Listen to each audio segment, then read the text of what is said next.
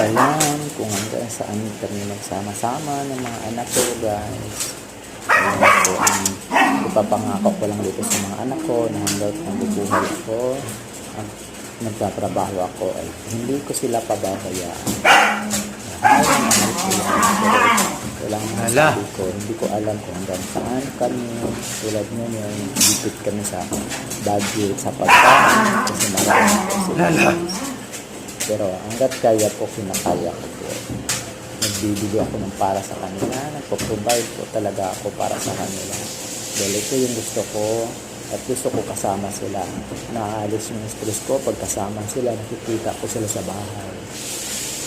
Ayun guys, maaga, good morning mga bibi ko.